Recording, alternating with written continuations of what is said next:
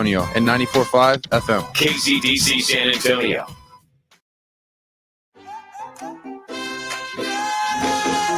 James Pledger, Jack Thompson. The Saturday Morning Hangover.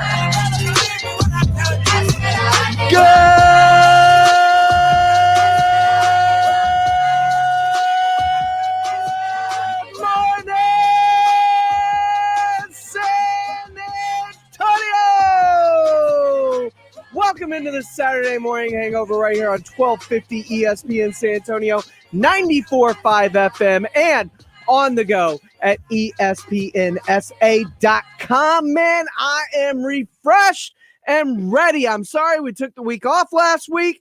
I had a little vacation planned, and I'm back and better than ever, baby. I am James Pledger. Follow me on Twitter at I am Pledger. He is Jack Thompson at Jack_Thompson33. We are back in the building. Jack, welcome back, my friend. Hey, you welcome back, man. We missed you. Yeah, well, there's things. We need a board op since I kind of do both, and I'm only really technically one of the few people still allowed in the building. So, my vacation interfered with the show, but we're back, you, and I've got so much to talk about. Holy wow. I'm gone for a week. What is going on in here? A lot. A lot has gone on. We have an NBA Finals. The NBA Finals may already be over. That was over already. There's no chance for the Heat, right? It's done. Done so. Yeah. No, there's really. I mean, they could maybe get a game, salvage some pride, but there's no way they're gonna win. Yeah. Oh man, and to add insult to injury, after game one, Bam Adebayo and Goran Dragic both miss game two. Both get to hurt. Add injury to insult, really. Yeah. We look at it, and LeBron looks as good as he's looked. I mean, he's playing at a different level. And AD, man, AD's a force. He was underrated. For a guy who's a top 5 player stuck in New Orleans, he was severely underrated. AD, yeah, he's amazing. Bar none, amazing, not taking anything away from him. But last night, he was big. Like, he had no one guarding him. It was Myers Leonard and Kelly Olynyk just taking turns getting cooked. Well, it had to be, though. Like, they got nobody else that can match up. For sure. But I'm just saying, like, while he's great, he ain't got no one guarding him. Oh man, even Thursday night football was fantastic this week. That was an awesome game between two terrible teams. It was a horrible matchup, but it was a great game when you looked at it, man. Pierre Desir with a great pick. He had himself a ball game. Mark Rippon's nephew played phenomenally for a rookie called up off the practice squad. And can we talk about Troy just destroying him all game? He's got no arm. He's so unathletic. Well, he's not wrong on either account. But literally after every play, just Troy, lay off, man. He's undrafted. I like Surly Troy, man. Give me like, what's wrong with this guy? Come on, Troy, bring it. I like this Troy Aikman. Like, come on, I'm down for it. But you look at it though, and now the Jets are 0-4. Adam Gase is somehow still employed. Gosh, I have no idea. And the question starts to shift to, do you fire Adam Gase, bring in another head coach to help groom your third overall pick from a few years ago, Sam Darnold, or as you're sitting at 0-4 and you're looking at one of the best prospects coming through the draft at the quarterback position since Andrew Luck and Trevor Lawrence, do you instead pull the ripcord on Sam Darnold and start looking at Trevor Lawrence? That's real tough. Darnold, I don't think it's that tough. Well, I mean, Darnold has shown flashes of being good, but they don't have anything for Darnold to throw to. They wouldn't have anything for Trevor to throw to. So I'm not sure how just getting a different quarterback, albeit maybe better, really makes your team all that better when you don't have any good skill positions. Sure. And I get the argument there, but passing on an Andrew Luck, on a Peyton Manning, that's really tough to do unless you are completely sold on Sam Darnold. And I wasn't sold coming in, and he's done nothing to sell me on the way out. He's not as bereft of talent as you would think. Jamison Crowder's a really good receiver. He's got Le'Veon Bell when healthy. He had him last year too. They're not getting any better. I get it that the offensive line's not great, but at the same time, I'm not passing on Trevor Lawrence on a team that could potentially I think the tell of a quarterback and whether he is one of those generational type talents is how good is that quarterback at lifting the bad talent around him. Right? Yeah, definitely. Andrew Luck lifted a Colts team that without him won 2 games. Yet he turned them into a playoff team. Peyton Manning did the same thing for a similar Colts franchise.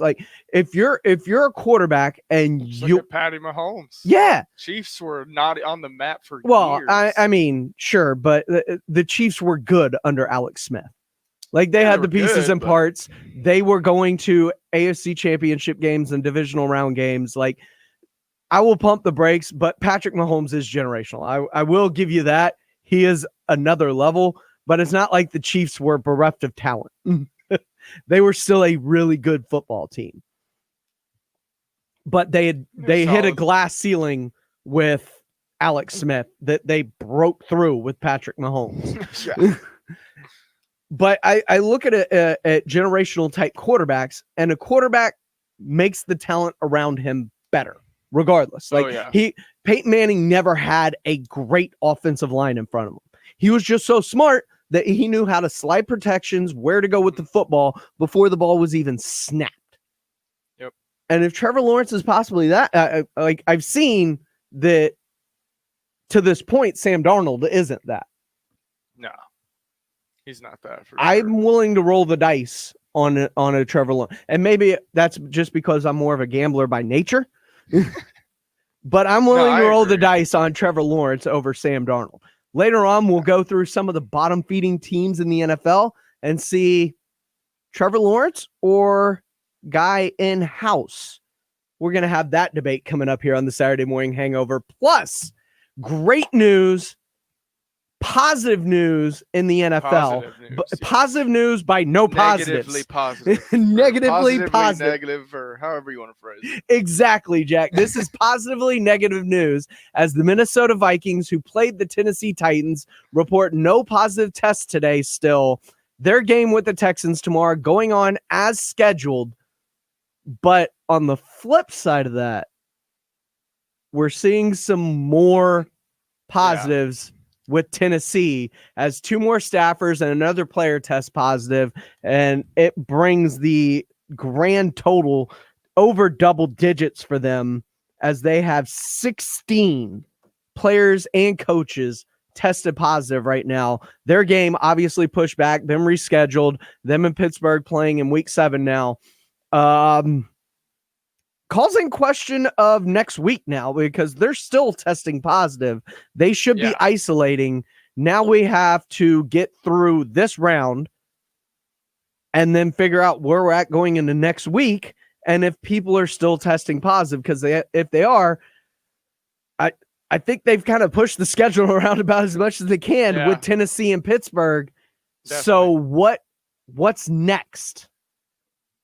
I mean, I don't know what they do if there's more positives or if they can't play. That I don't know how they're going to figure that out. I thought that as long as it you had enough men to fill a game time roster that you were still playing.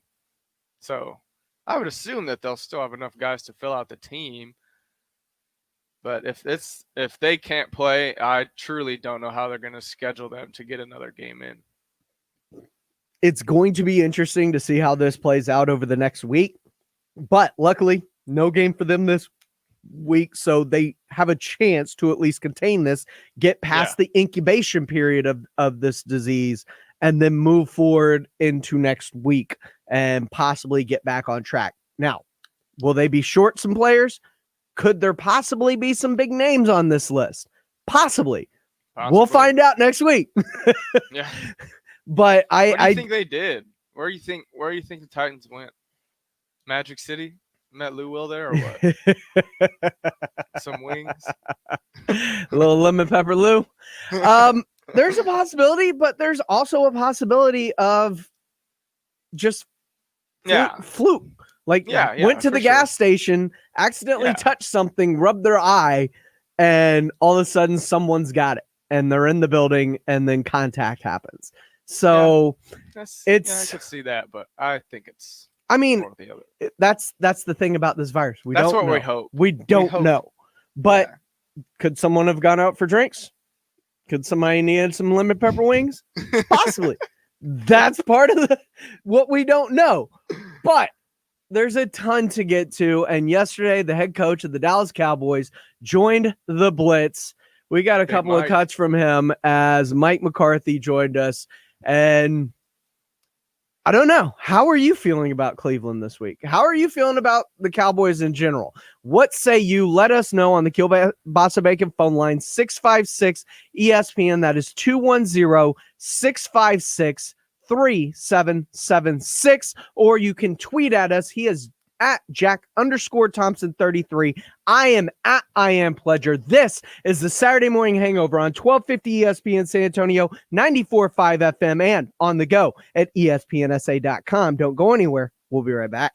Jason Minix here from the Blitz. You know, in San Antonio, we have some of the hardest water in the country. If your water smells or has an odd taste, call Alamo Water Softeners at 210-274-6122. Alamo Water Softeners is a locally owned family-run business that offers the highest quality water softeners at affordable prices. Free in-home or phone estimates available. Get clean, soft water by calling Alamo Water Softeners, 210-274-6122, or go to their website, alamowatersofteners.com. I'm pretty sure our new house might be haunted. What makes you say that? The furniture is levitating. Oh, and the ghost. Welcome home. Yeah, that's spooky. You know what's really scary? Missing out on Geico for help with homeowners and renters insurance. Geico makes it easy to save a bunch. Great. You're not sticking around, right? The party's just getting started. Happy Geico Week. Call today and see how easy homeowners and renters insurance can be. Have you ever wanted to learn a new language like French, Spanish, or Russian, but thought it would be too difficult and time-consuming? Then go to Babbel.com and try it for free. Babbel works because it's built around real life. It teaches you everyday practical conversations that you will actually use. In 15 minutes a day, you'll be on your way to speaking a new language in just a few weeks. Babbel uses a modern conversation-based technique that makes language engaging, fun, and memorable. It starts by teaching you words and phrases. Then, sentences gradually get more complex. Soon, you're practicing short conversations about real-life topics. Babbel is created by language experts who use the spaced repetition method to help you learn quickly and remember what you learned. With Babbel, you can speak a new language. Babbel, language for life. Now try Babbel for free. Just go to Babbel.com and start learning a new language today. That's Babbel.com. Babbel.com. Thomas J. Henry's annual Bark in the Park pet costume contest is going online for 2020. Starting October 5th, visit bark.tjhlaw.com and enter a photo of your pet's costume for a chance to win prizes up to $2,500. All entry fees will go directly to local pet rescues. This year, it's more important than ever to help out our local pet rescue organizations. For more info and to enter the contest, visit bark.tjhlaw.com. That's bark.tjhlaw.com. The Coach Jimbo Show, every week on ESPN San Antonio. Brought to you by Airtron Heating and AC, Ewald Kubota, Just Pups, The Rupa, and The Angry Elephant. Join Andrew Monaco and Texas A&M head coach Jimbo Fisher, as well as players, as they recap and get ready for each week's games. The Coach Jimbo Show, brought to you by Airtron Heating and AC, Ewald Kubota, Just Pups, The Rupa, and The Angry Elephant. 1250 ESPN San Antonio, 94.5 FM, and on the go at ESPNSA.com.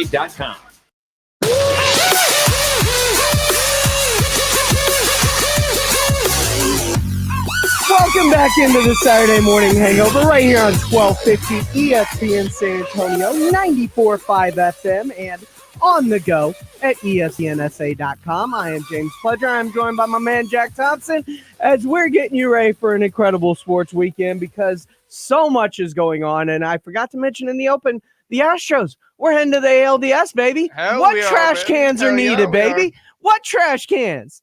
Hey, I don't know what they're talking about. I never saw no trash cans. So the Dallas Cowboys are 1-2 and a poorly fielded onside kick from being 0-3. Yep. Yet confidence seems to be high. Hey, we're Cowboys at least fans, amongst baby. the fans. We stay confident. I mean, that's not true. I remember the Quincy Carter years. I remember some Romo years. I remember Kellen Moore as quarterback, not offensive coordinator. Yeah, well. I remember Ryan Leaf. That was in the past. Oh, God. But there seems to be a high level of confidence. And I'm trying to wrap my head around the confidence surrounding this team. Is it because the offense can put up a whole bunch of points? Is it strictly because they were really close against Seattle, which is one of the elite teams in the league? I would say it's a combination of those two things, yeah. We definitely played ourselves out of that Seattle game. We could have been closer. We had 5 pass interference calls in a row at one point, something like that. I think Jordan Lewis had 5 penalties on his own. So, I mean, we're just constantly shooting ourselves in the foot. Every possession, whether it's offense or defense, we're doing some sort of stupid stuff, man. So, if we can just start at a close to normal pace without any stupid first half, let alone first quarter turnovers, I mean, the Cowboys could be sitting a lot prettier. So there's some confidence to be had. Sure. They could also be sitting a lot uglier. Oh, yeah. I mean, not a lot uglier, just one game. I mean, the turnovers offensively are an issue. They put the defense in bad positions.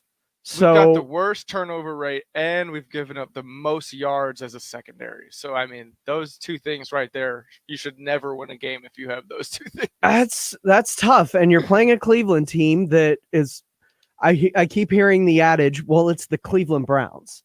Well, okay. Their only loss is to Baltimore. And granted, while Baltimore smoked them, Baltimore's a really good football team too. They're 2-1. They've got a couple of nice wins under their belt, and they've looked. Who did they play last week?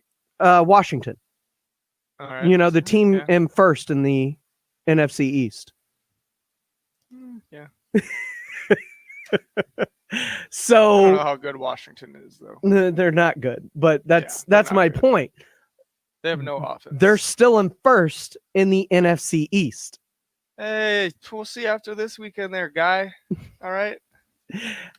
I look at it, and Coach McCarthy joined the Blitz yesterday, and he talked about, as you get ready for Cleveland, what to expect as you head into this Browns game. Well, I mean, there's 3 things. I mean, number one, you want to stop the run, but they're watching our tape too, and the big plays that we gave up against Seattle. So we're definitely going to see some big play shots from Cleveland off of the run game. I think that's totally to be expected, and even so, probably early in the game. And frankly, I want to talk about it each and every week, each and every day, because it's no different than how I talk to the team. You have to take care of the football. We're -4, and you have to take the football away. But our turnover ratio is nowhere. You can't be in the negatives.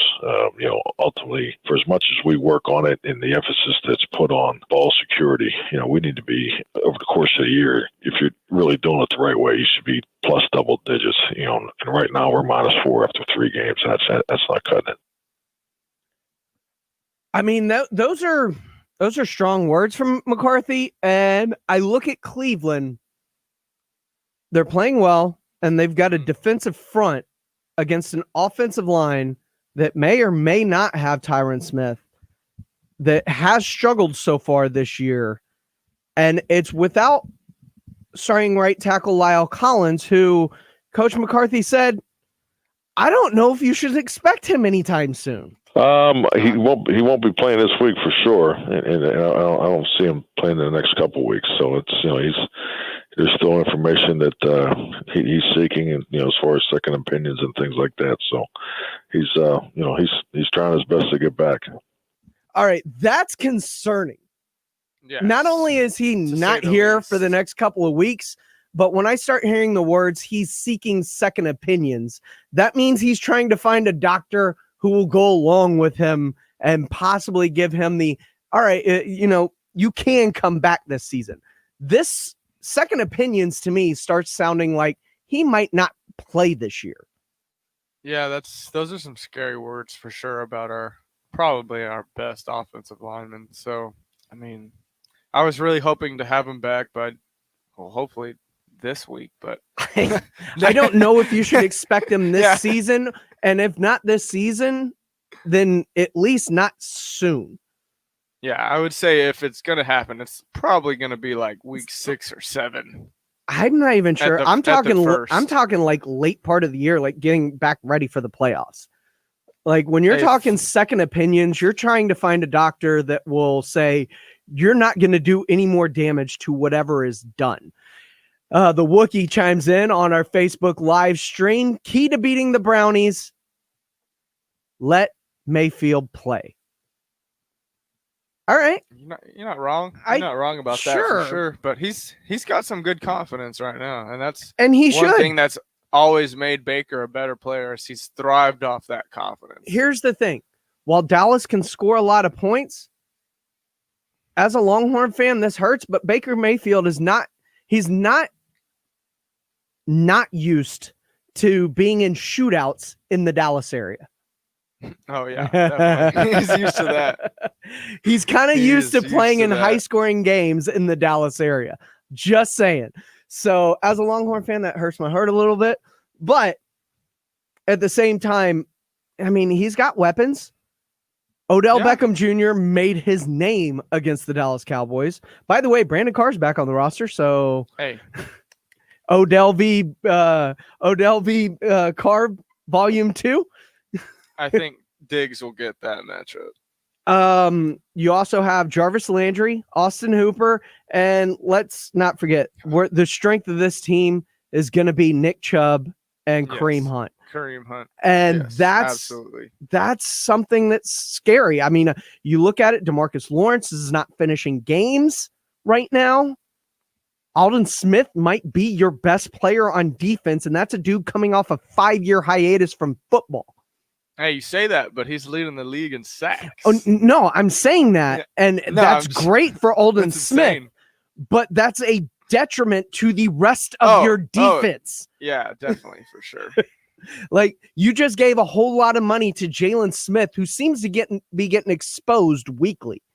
Yeah, he's not looked very good. The secondary is getting roasted, and every time bringing in, whether it doesn't even have to be Earl Thomas's name, Tony Jefferson, you could talk about Eric Reed, like any other safety or secondary piece that could possibly come in and help. The Cowboys are like, no, we feel good about the talent we have in-house. Well, the talent you have in-house is getting roasted week after week. Yes, absolutely. Worst secondary in the league by far right now. And so I'm just saying, going into this Browns game, there's a lot of confidence as we go into it from Cowboy fans, it feels like. And you tell me, 656 ESPN, 210-656-3776 on the Kielbasa Bacon phone lines. Or, of course, you can hit us up on the Facebook Live or YouTube live streams. We will put your comments up on screen and read them aloud as Joe Hernandez did. Can we get secondary help at all? Joe, that's a great question. I don't know, because the Cowboys seem very opposed as to signing and bringing anyone in off the street. They feel like it's all schematically based and they're blown coverages that they can fix in-house. So hopefully you can fix it with the scheme, but I don't know. You can also reach out to us on Twitter. He is at Jack_Thompson33. I am at I am Pledger. That's PLEDGER, Pledge of Allegiance with an R on the end. I mean, there's a lot of confidence going into this Browns game. And I like to poke fun because last year with RJ, he was very abstinent that there was no way in hell that the Dallas Cowboys could ever lose to the New York Jets. And I just kept saying, man, I mean, it's like to say that this can't ever happen. Like the Jets have some talent. They're getting some people back. They're getting healthy. This could be a trap game. And he was adamant that it couldn't happen. This Browns game is starting to feel like that, only more so because the Browns are actually good. Like with the Jets, I can see the overconfidence heading into that game. The Browns are 2-1.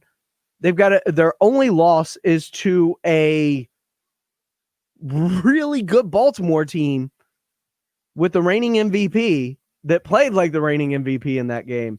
And then you've got an offensive line for the Cowboys that's in flux with going against what may be the strength of that team in a front seven that includes Adrian Claiborne, Myles Garrett, Danny Shelton. I mean, you've got pieces upon parts upon pieces that can come in at you wave after wave on that line. Olivier Vernon, like they've got a lot of pieces in that front seven that can get after the quarterback and possibly make not just Dak's day a living hell on Sunday, but Zeke and Tony Pollard as well.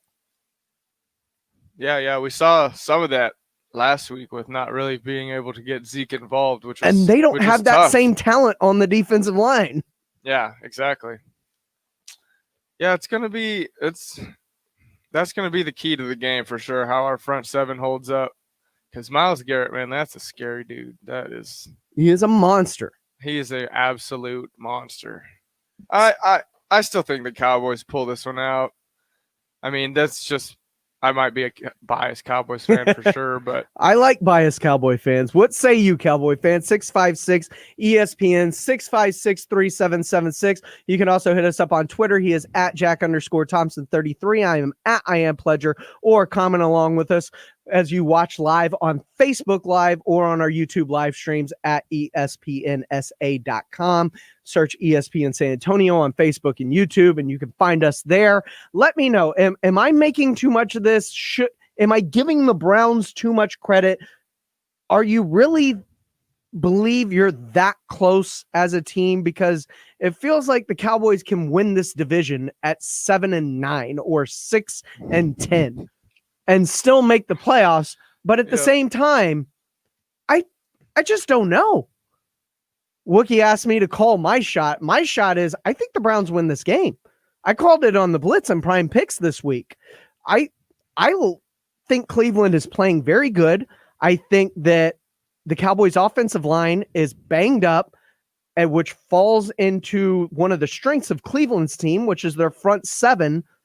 And if they can run the ball effectively with Chubb and Kareem Hunt the way they have been, well, that's going to allow them to play action and go for big shots over the top, which we've seen that secondary is susceptible to this year. So I'm not sure that Dallas wins this game. And if you fall to 1-3, at least you got a nice one coming up with the New York Giants to where you can kind of get your bearings back under you. But this is starting to feel a lot like last year where you beat up on the bad teams, but you're losing to the good ones. Wookie on Facebook Live says Cowboys 35, Browns 30. That seems like a realistic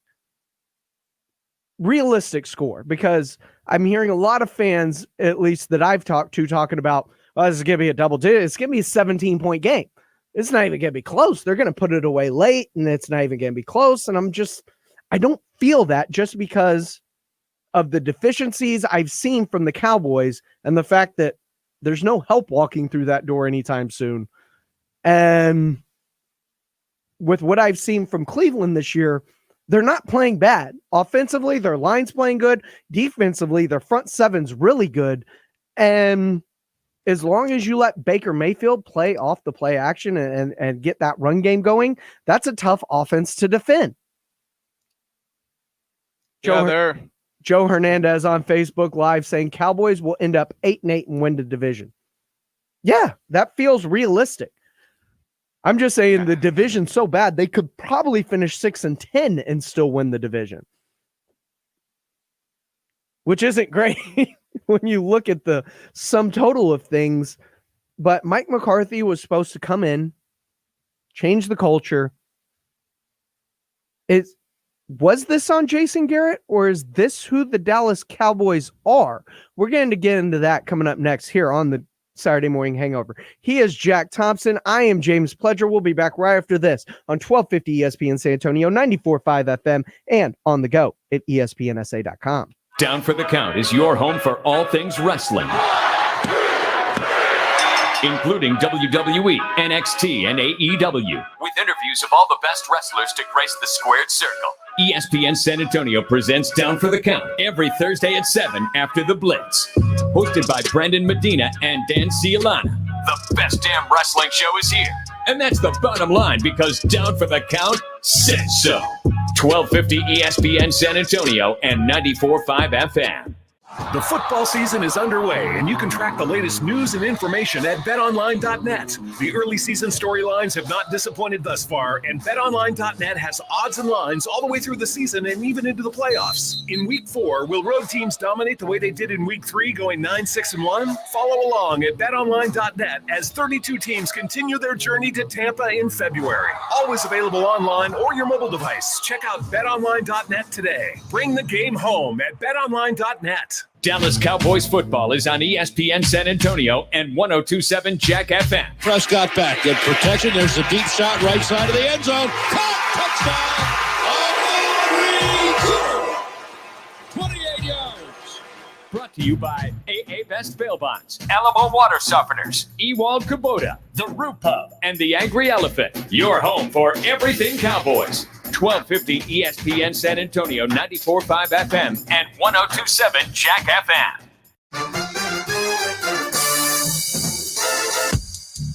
Welcome back into the Saturday Morning Hangover on 1250 ESPN San Antonio, 94.5 FM, and on the go at ESPNSA.com.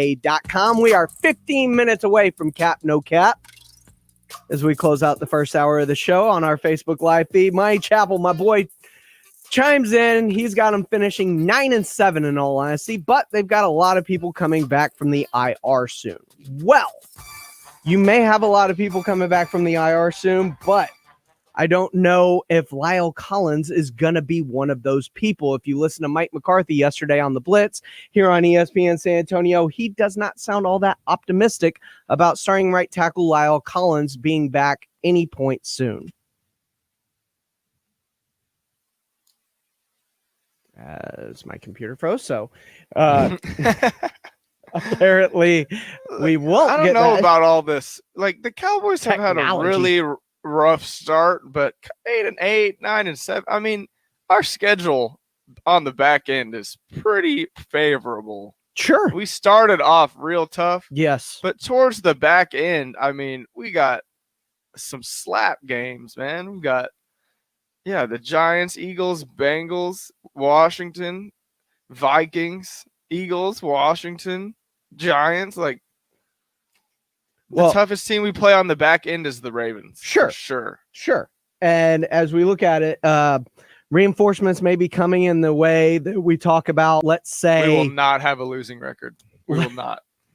Let's say as we talk about, when we look at the Cowboys and the reinforcements they could have coming, there's at least the captain of the defense, the guy who calls it and gets everything set up, which may help that defense out. Van Der Esch possibly coming back. But at the same time, you're concerned about that neck, because when he went down, you were initially concerned that he'd injured his neck. You find out it was an AC joint and you kind of breathe a sigh of relief, but you feel like he's one hit away. Like, he's got kind of Sean Lee syndrome. Yeah, he absolutely has Sean Lee syndrome, but he is an absolute need for that defense. Tyron Smith deals with the neck stingers every year, it feels like, so he's in and out of the lineup. So I don't feel great about the offensive line. And then the kind of stable part of that offensive line, especially after the retirement of Travis Frederick and him being out the door now, the stability of that line would have been in Zach Martin, who has been a pillar, but the other part of it would have been Lyle Collins. But it doesn't sound like, at least according to head coach Mike McCarthy, it doesn't sound like Lyle Collins is walking through that door anytime soon. Really? All right. So Mike McCarthy, in all honesty, said on the Blitz that he's getting second opinions. He's not going to be there this week, probably not next week either. And I don't see him playing in the next couple of weeks. So it's, there's still information that he's seeking, and as far as second opinions and things like that. So he's trying his best to get back. He's trying his best to get back. He's seeking second opinions. Seeking second opinions, in my opinion, sounds like he's trying to find a doctor to corroborate. Like, yes, you can return this season. You don't need to get season-ending surgery on whatever is ailing you. And that's a concern because the offensive line is supposed to be billed as one of the strengths of this team. And we've seen Dak's been under quite a bit of pressure early on this season. And if that continues, that's not going to be easy to overcome. No, I completely agree with that. Dak's, he's definitely not nearly at his best when he's running around for his life. So, I mean, going forward, the line will definitely be I would say, even a bigger question than our secondary. But, I mean, it's just something we're going to have to push through and find ways to play around it, because if we're not getting Collins back and Tyrone's going to be in and out of the lineup, then we're just going to have to accept that and not make excuses and just push forward and figure out a way to win. Chris Hero on our YouTube channel says, don't count out his Eagles just yet. Didn't they announce Hurts? Was that fake or was that real? That's fake. Okay. Carson Wentz got the vote of confidence from Doug Peterson this week. Ryan Fay on Facebook Live saying y'all can celebrate a first round exit again this year. Yeah, it's feeling a lot like last year. And we were promised all these changes to culture and everything else with Mike McCarthy. And while it is a breath of fresh air, listening to him in press conferences and having him on the radio and just the personality differences, the team doesn't feel that different on the field. Am I wrong with that, Jack? I'd say that I'd say you're a little bit wrong. I would say I like a lot what we're doing on offense a lot more this year. It's definitely not as stagnant and like vanilla play calls. But in terms of production, it definitely looks the same. We're throwing for an insane amount of yards again every game, but it's not inducing to touchdowns for our receivers because two of them don't even have a touchdown. You're stalling out in the red zone again. Yeah, you're not we get finishing into that plays. 20, and we get into that 20, and then it's field goal. But I think it's too early at for least all he this, gives man. a clap all the time. Yes, at least we don't have to deal with that stupid clap. That is 100% true.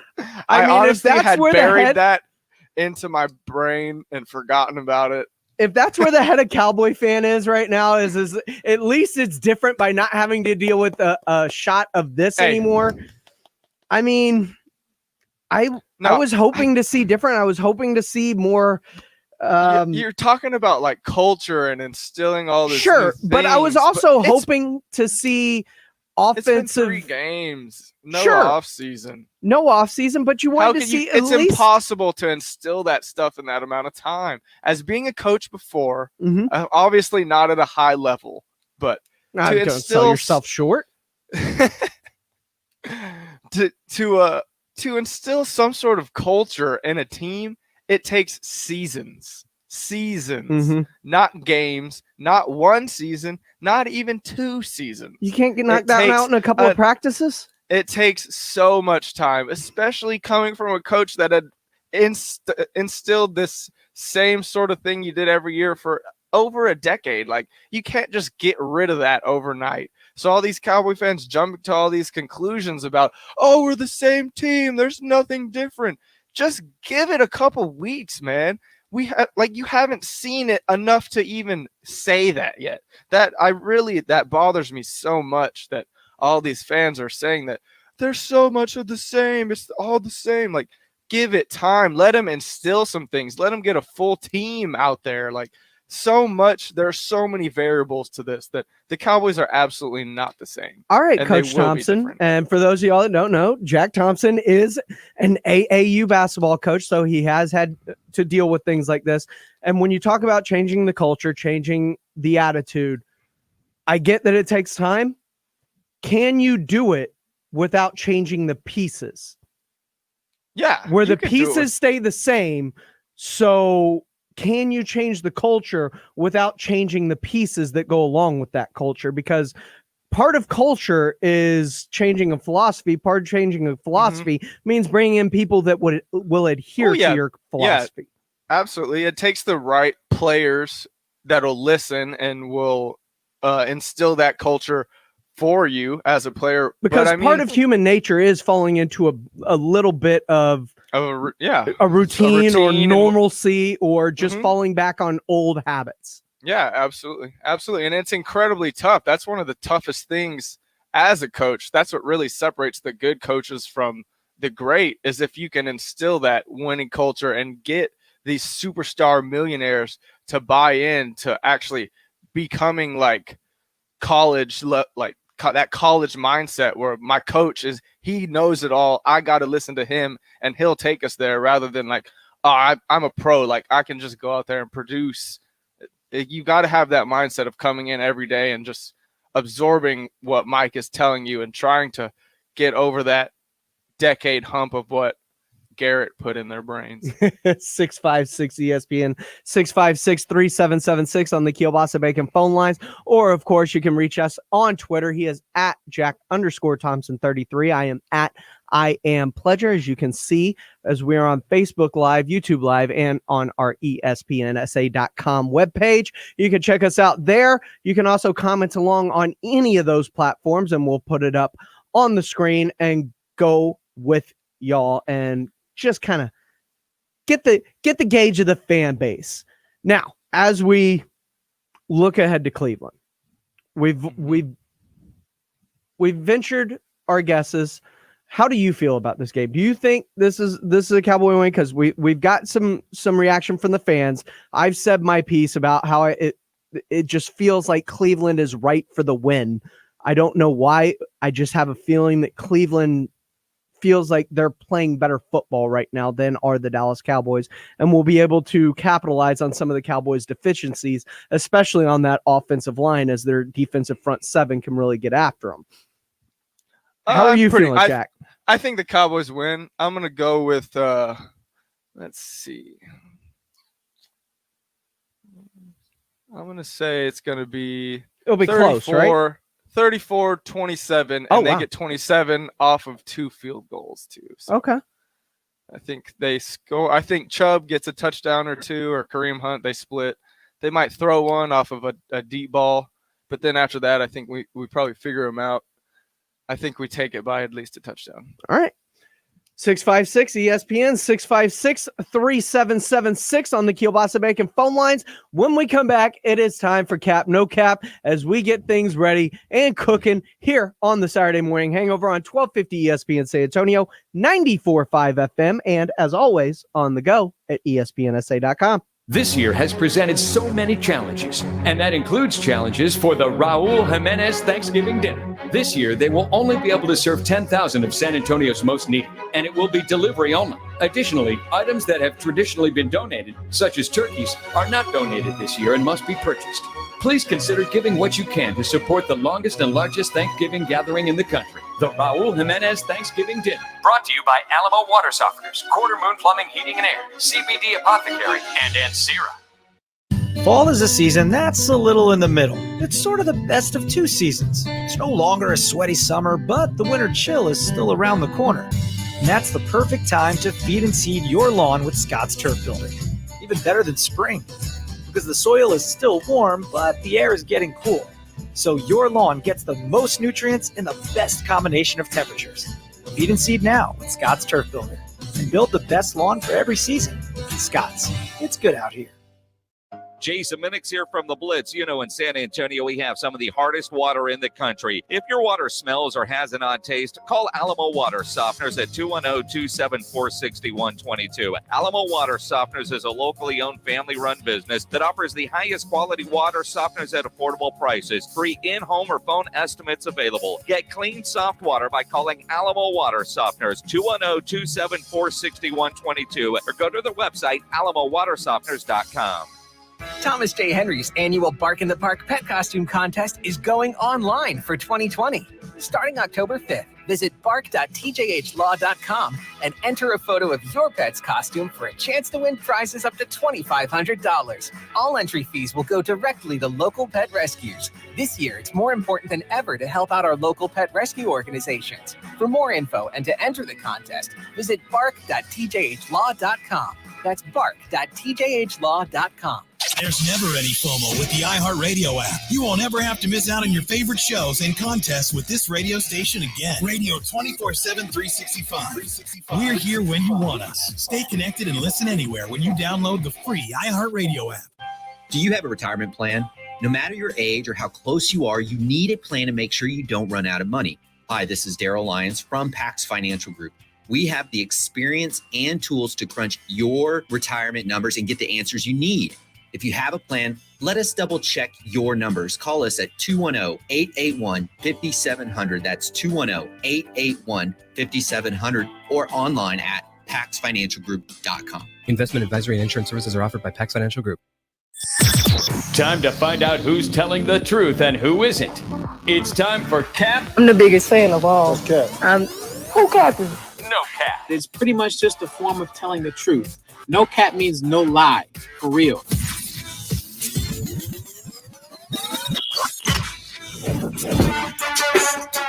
That's right. It's time for Cap No Cap here on the Saturday Morning Hangover as we kind of sort through the weeds and tell you what's a lie and what's not. And we'll start off. Let's have a little fun with the Facebooks. Yeah. Mike Chappell says Dallas wins, but OBJ, and Nick Chubb have career days. Cap No Cap. I'm going to say definite cap. Get that off my screen.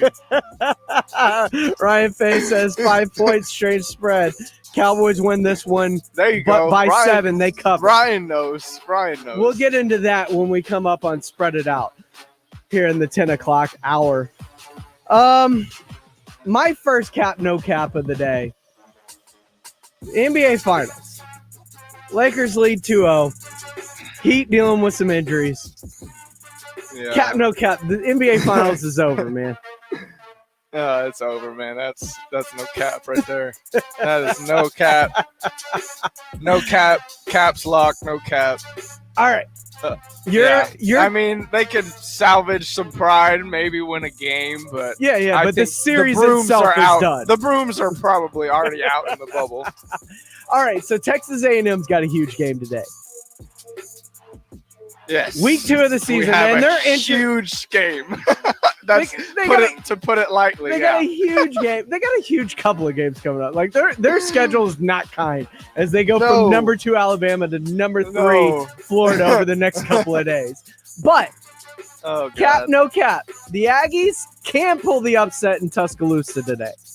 Okay, when you say that word "can," I'm going to say Cannot will. No cap.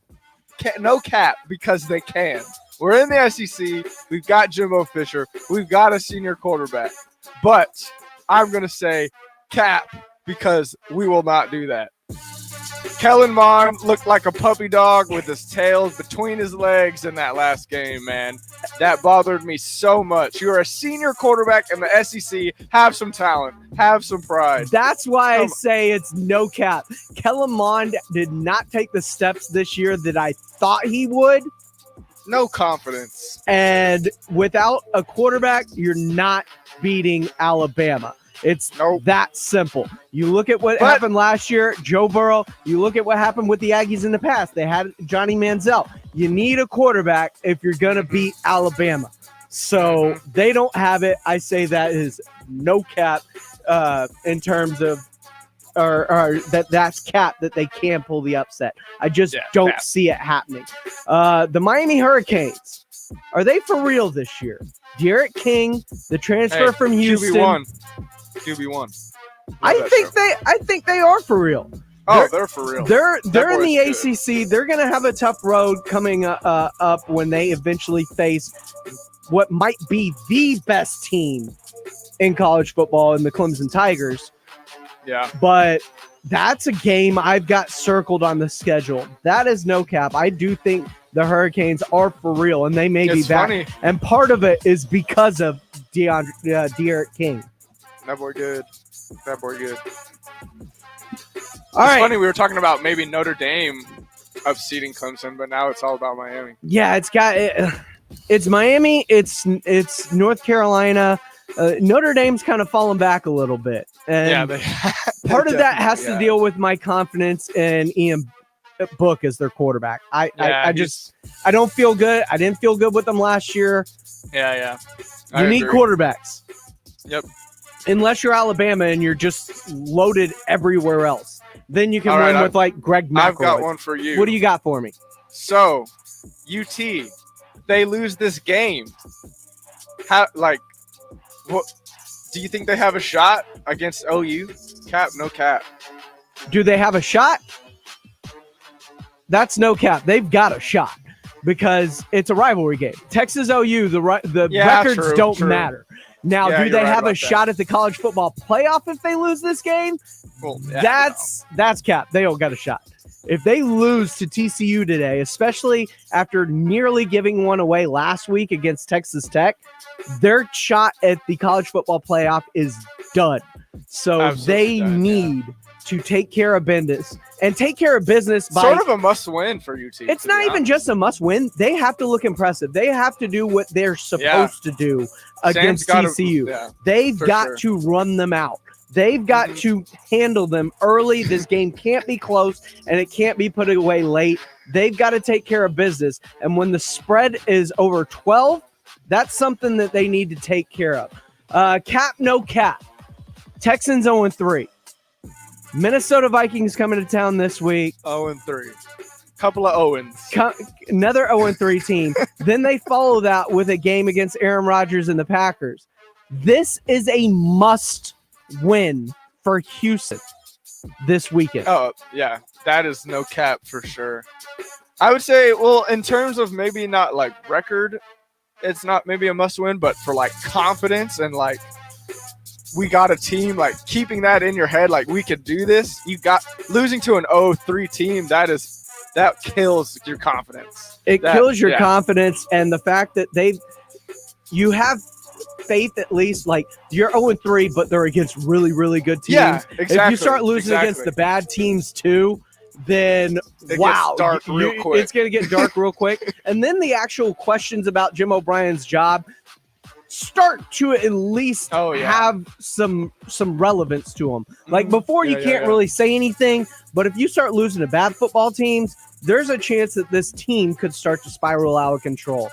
Cap, no cap. The Houston Astros, after a very lackluster season in which Justin Verlander will not be pitching this postseason and only pitched one game this year, they've righted the ship and they're back, baby. The Houston Astros will advance into the ALCS against the division winners, the Oakland A's, this week. Cap, no cap. I'm going to go no cap. Let's go Stros. Come on. Oakland's really good. I'm not gonna deny that, but I think there's gonna be a little extra in it because Mike Fiers is the guy who initially blew the whistle on this whole thing. Yeah, he was. And he did not have to play against Houston at all this year. At all. You're not going to be able to hide him in the ALDS. He's eventually going to have to face the Astros. Maybe that's exactly what they need. Monty Chappell's right. The Astros bats are heating up. Michael Brantley is a part of that, and they're pitching really well. Some of these young guys like Jose Urquidy, like they're coming into their own, and they may be a part of this rotation going forward. They might be able to get them past Oakland. Now, the next round in the ALCS, that's a different story for another cap, no cap. Also, we have some breaking news as it happens. ESPN San Antonio, breaking news. Breaking news as the Pac-12 has announced their schedule for fall football, as they will start a 7-game schedule on November 6th that concludes with the Pac-12 title game on December the 18th. And what that means is they will be finishing in time to at least get their name into the conversation as it pertains to the college football playoff. Will the Pac-12 be able to get somebody into the top 4? Cap, no cap. I'm going to say cap on that. Pac-12 football has really not impressed me in a number of years, so I don't think they'll make it in for sure. Yeah, not a big Pac-12 football guy. I get it, and I'm feeling you on that. I don't think the Pac-12 gets somebody into the top 4, mainly just because there's not a standout team or even a standout quarterback. Like, the best team in the Pac-12 might be Utah, which is not good for the Pac-12. Well, sheesh, they were the best 12 last year too. So as far as you're talking about a 7-game schedule with a bunch of teams that may just beat up on each other just because they're all not very good, that's not good for the conference as a whole, and it's going to allow for more SEC, Big 10, and Big 12 teams to possibly make their way in. That has been Cap No Cap. He is Jack Thompson. You can follow him on Twitter at Jack_Thompson33. I am James Pledger. Follow me on Twitter at I am Pledger. Let us know what you think. We are going to take a quick break. When we come back, we're getting into the 10 o'clock hour of the show. It's the final drive home. We'll look at some of these college football games coming up today. Longhorns, TCU, Texas Tech getting ready to take on Kansas State. The Texas A&M Aggies. Let's go. Gig 'em. Can they? Will they? Or is it just going to be ugly? We'll talk about it next, coming up right here on the Saturday Morning Hangover. For over 70 years, Ewald Kubota has served the communities of South and Central Texas. And during these unusual times, we are still here, open for business, and ready to help working people. I'm John Ewald, and Ewald Kubota is an essential business. We're essential because we help families grow food, construction workers build roads, and ranchers work the land that is so important to our state. If you need your equipment repaired, serviced, or replaced, please come see us. We're here for you. I'm pretty sure our new house might be haunted. What makes you say that? The furniture is levitating. Oh, and the ghost. Welcome home. Yeah, that's spooky. You know what's really scary? Missing out on Geico for help with homeowners and renters insurance. Geico makes it easy to save a bunch. Great. You're not sticking around, right? The party's just getting started. Happy Geico Week. Call today and see how easy homeowners and renters insurance can be. Smoky Moe's Barbecue, offering up real pit smoked barbecue smoked throughout the day. From the traditional favorites of brisket, turkey, and sausage to tender ribs to their chopped simmered in their signature barbecue sauce. They've got a lot of something for everyone. And don't forget the sides, desserts, and sweet tea. Beat the morning rush with one of their tacos or breakfast bowls, or make dinner easy with a family pack. Now 7 area locations to serve you. To find one closest to you, visit SmokyMoe'sBBQ.com. Those who know eat at Smoky Moe's. Love the Blitz? Well, why not watch along and interact with the guys every weekday from 4 to 7? You can watch the show live every day at ESPNSA.com or on the ESPN San Antonio Facebook and YouTube pages. Just search ESPN San Antonio and subscribe. Comment along with the show and see your comment on the screen. Another reason to keep it locked to ESPN San Antonio all day, every day. 1250 ESPN San Antonio, 94.5 FM, and on the go at ESPNSA.com, where San Antonio talks Cowboys. Sal Palantonio. I like Dak Prescott a lot, and I think if you just help him a little bit, he'll be the next Russell Wilson. He's capable of winning a Super Bowl, very much so. Listen, what's Russell Wilson? They ran the ball, and all he had to do was put it on guys who were open. So that's what they got to get with Dak. They've got to run the ball and allow him to put it on guys who are open. The Blitz, weekdays 4 to 7, 1250 ESPN San Antonio and 94.5 FM. A, B, C, G. I can't remember. Poor nutrition in his first 5 years can limit memory development. Get proper nutrition before it's too late. Call or visit WIC. To find out more, call 1-866-WIC-INFO. Your child has you, and you have WIC.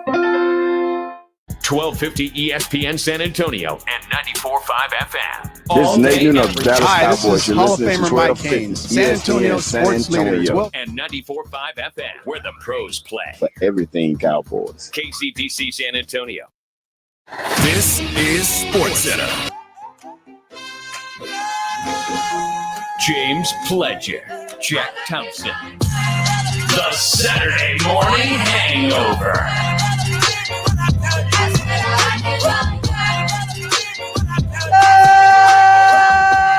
Good morning, San Antonio. Welcome back into the Saturday Morning Hangover, hour number 2, right here on 1250 ESPN San Antonio, 94.5 FM, and on the go at ESPNSA.com. I am James Pledger, joined by my buddy Jack Thompson, as we get you ready for this weekend's long list of sports. And it starts today with college football. And by the way, there's also a UFC fight tonight, if you didn't know. Co-main events, especially the main event, which is Holly Holm, on the docket for tonight. But it all starts with college football, baby. College football gets us started here in about an hour. When we go off the air, the Longhorns... You get to see Texas try and hold on. It starts with Texas trying to hold on. 30 minutes after that, we get UTSA attempting to move to 4-0, baby, as they take on UAB up there in Birmingham. And then at 2:30. At that prime time hour. Prime time hour at 2:30. You get the 13th ranked Texas A&M Aggies taking on Alabama. Are they any good this year? Does anybody know? Are they all right? Are they decent? They've got a solid coach. I know that. Looking at this game. Oh, Lord. Especially after looking at last week's game. This is going to get ugly, right? I mean, it very well could. It very, very well could. But like, unless we see Kellen Mond take that step, this is going to get ugly, right? Yeah, probably. But to the Aggies, the best part about us last week is that our defense looked good. We held an SEC team to very few points. Whoa, it was Vanderbilt, dude. Hey, Vanderbilt, I think, is going to be better this year than people think. We'll see how they look against LSU today, but I think Vanderbilt is better than people think. I don't think we showed very much game script in that game. I think we had been practicing for Bama and then just threw some stuff together for Vanderbilt. That's fair. Mean, with one of the SEC top rushers last year, Isaiah Spiller, against Vanderbilt, we ran him 8 times. 8 times. He had 120 yards. I promise you today, he will get more than 8 carries.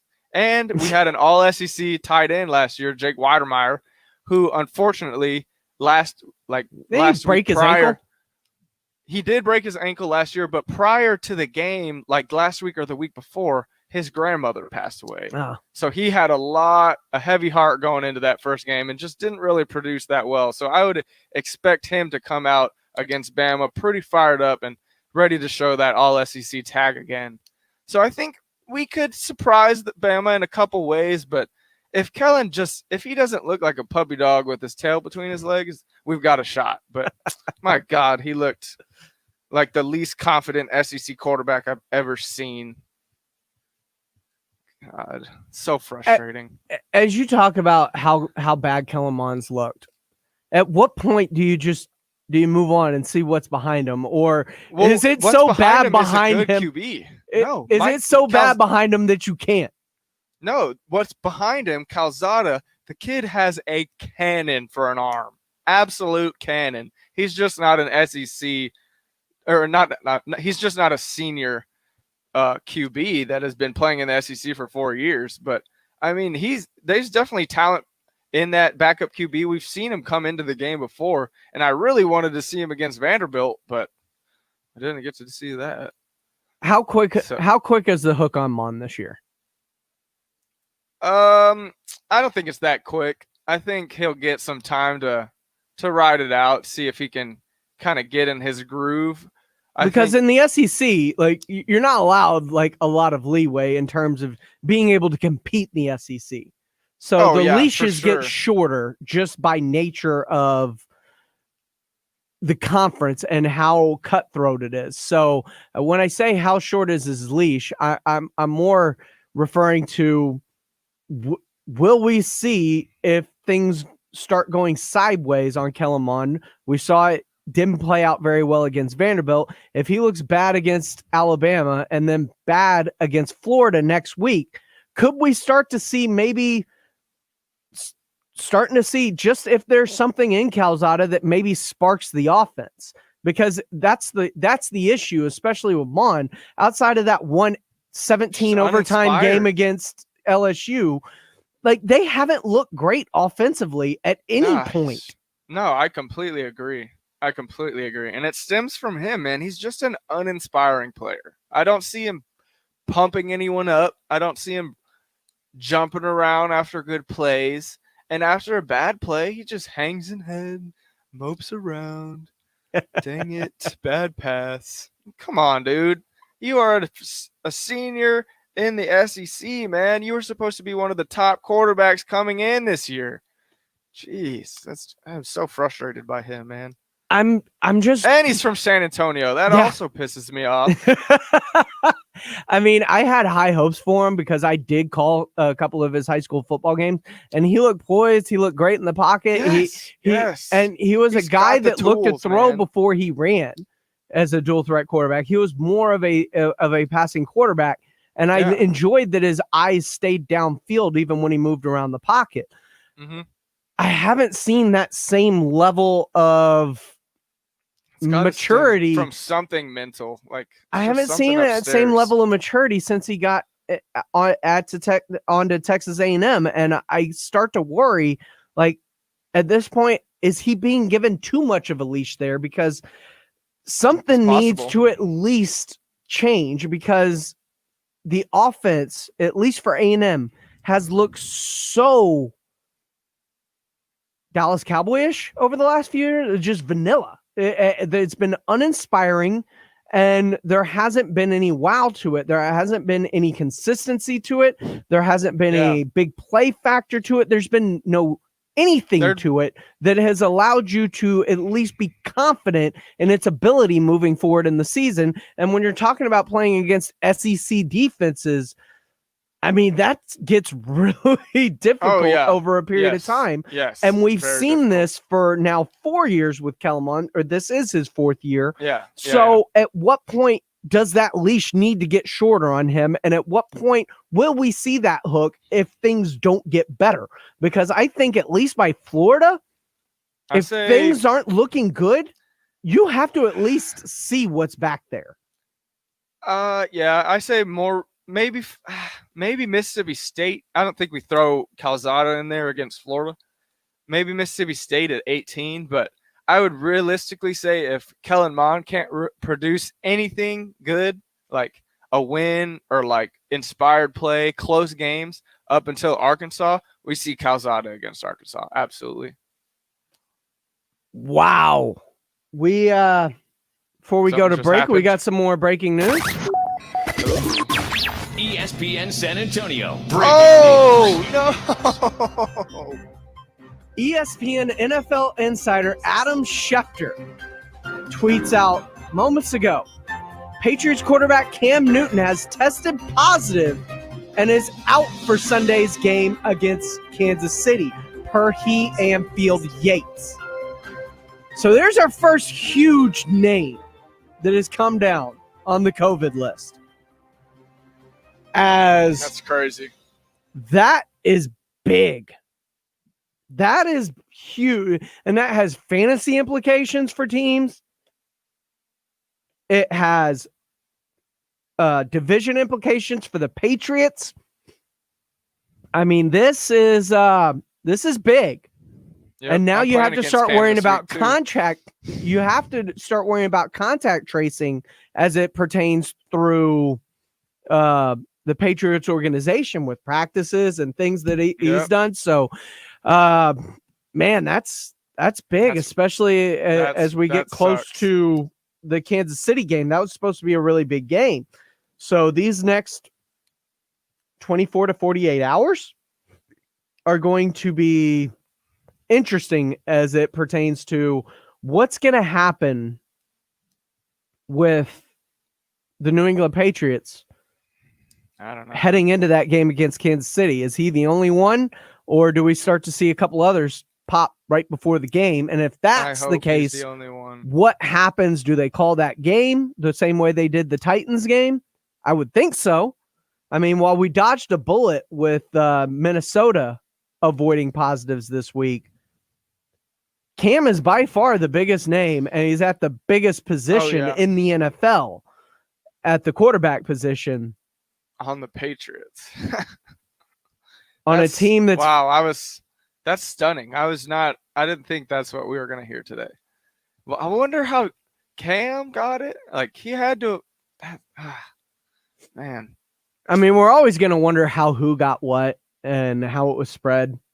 And I wonder if there's going to be more on that team. And if there's not, that's going to be my first initial thought when seeing that is, oh, wow, who else around the team has he been around?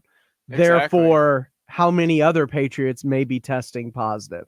So that's going to be an interesting story to follow here over the next 24 hours as we get ready for tomorrow's kickoff between a little more than 24 hours, as that's a 3:25 kick over on CBS. So that's going to be an interesting storyline to follow here over the next, 28 hours or so. I'm playing against Cam in one league this week, so I think. And we'll get ready. We'll get ready for fantasy football. We'll talk with one of our fantasy gods as Michael Jimenez will join the show at 10:30. We'll see what's the latest and how we should look at this. Should Jarrett Stidham be an option, or are you better rolling with the backup you may have had? Or if you were one of the unlucky saps who happened to have been starting Cam Newton and your backup was either Ryan Tannehill or Ben Roethlisberger, where do you go now at quarterback? We'll talk with Michael Jimenez about that coming up here at 10:30. But coming up next, it's time to spread it out. We're going to find out what are the most intriguing lines this weekend as it revolves in the sports world. Let's find out what's going on as we spread out here on the Saturday Morning Hangover next, right here on 1250 ESPN San Antonio, 94.5 FM, and on the go at ESPNSA.com. O'Reilly. Count on the professional parts people at O'Reilly Auto Parts to recommend the best products for your car. Get maximum cooling system performance for 10 years or 300,000 miles with Peak Long Life Universal Premixed Antifreeze and Coolant. On sale now for just $5.99 after mail-in rebate. Stop by O'Reilly Auto Parts today. O'Reilly Auto Parts.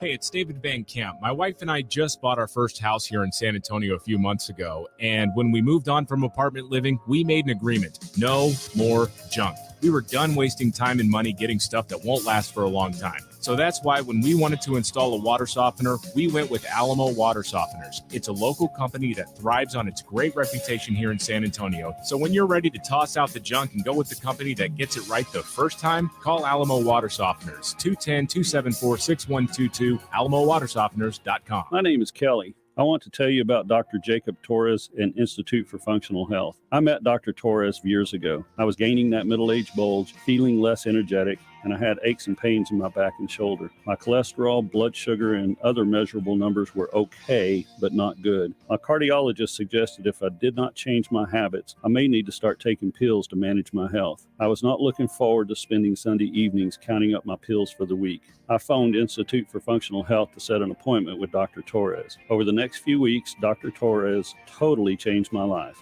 I do not take medicines. I lost over 40 pounds, and my weight has remained amazingly consistent. Most importantly, I feel great. Dr. Torres is my hero. He changed my life.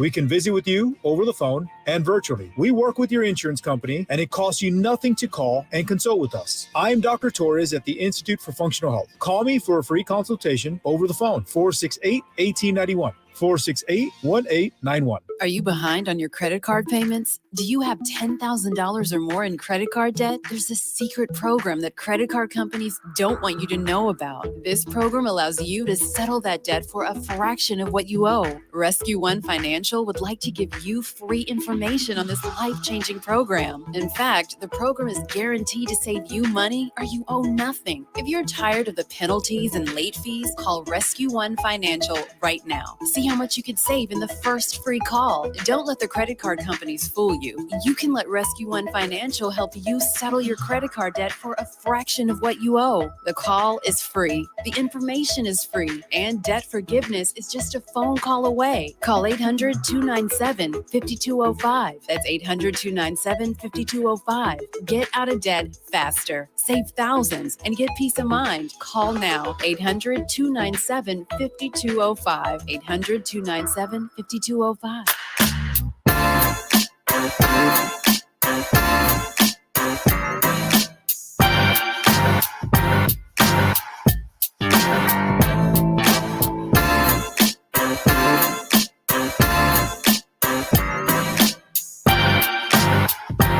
Welcome back into the Saturday Morning Hangover right here on 1250 ESPN San Antonio, 94.5 FM, and on the go at espnsa.com as we are digesting the news that Cam Newton has tested positive for COVID-19 and will be out for Sunday's game against the Kansas City Chiefs. And we're only left to wonder, as we were talking during the break, he was like, when I said I have breaking news, he was like, man, I thought it was good news. I was like, dude, it's 2020. There's no such thing as good news. Oh, man. Oh, man. But the good news is you are on the Saturday Morning Hangover, and we're gonna try and liven things up a little bit after that downer. Let's try and win you some money. Let's spread it out. We're going to open things up. I just want a quick conversation about spread. Let's get you some money. Hypothetically speaking, of course. Spread's near and dear to me. It's time to spread it out. Spread things around. That's right. We're spreading it out. We're going to take a look at some of the games against the spread this week and let you know exactly what, hypothetically speaking, you should lay your money on. Yeah. I don't remember what mine were last week. I don't know how they turned out. That was 2 weeks ago. Yeah, 2 weeks. 2 weeks. It was a while ago. But I if I remember correctly, we did pretty well. No, one good. Let's see. No, I did well there. Did Texas State win last week? Yes. Okay, then I went 3-1. I picked the Vikings over the Colts, but all right. Good. There you go. Hey, I'm doing good. And it's about the spread. It's not even about winning and losing. It's about the spread. I'm doing good then. So, as we spread it out, taking a look at this week's game, Jack, what's your prime A number one this week? You look at the lines this weekend. What is your A number one? This has me foaming at the mouth.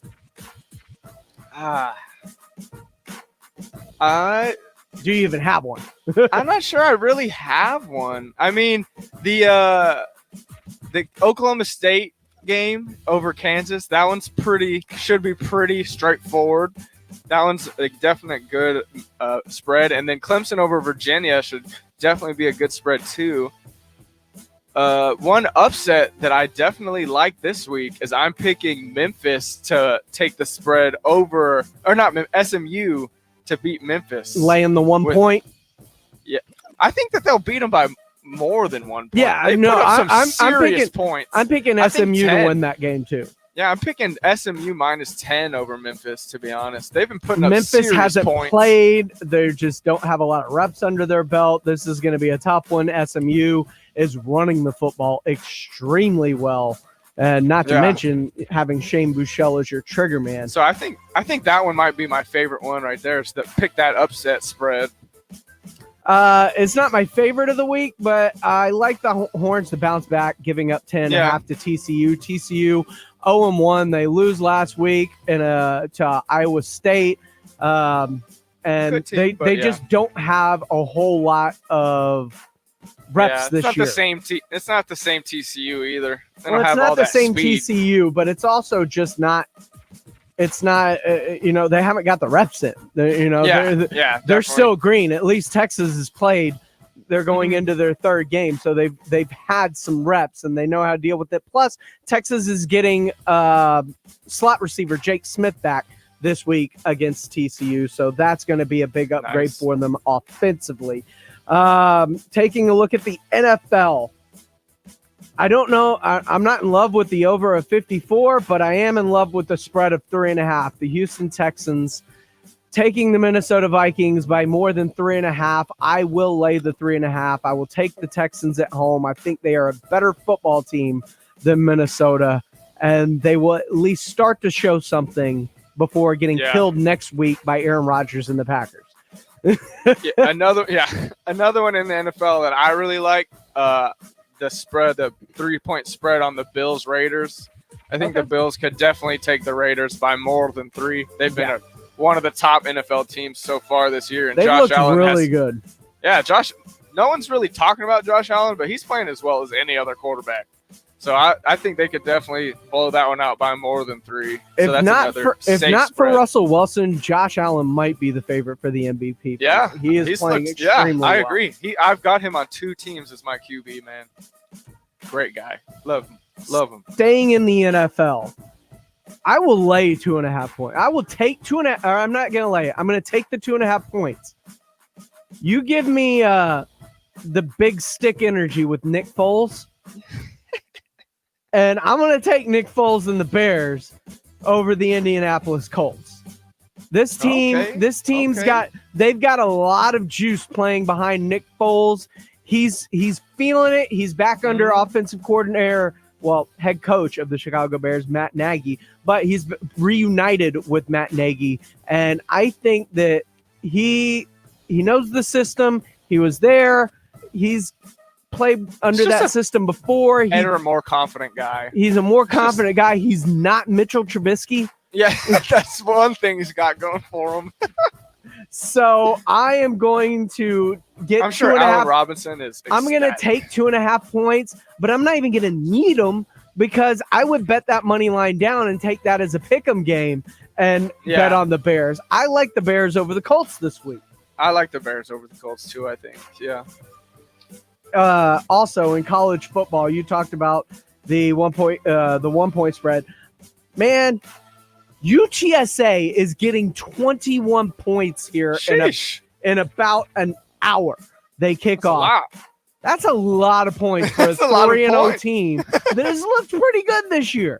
Yeah, even without Frank Harris, who's going to be possibly out with a knee sprain.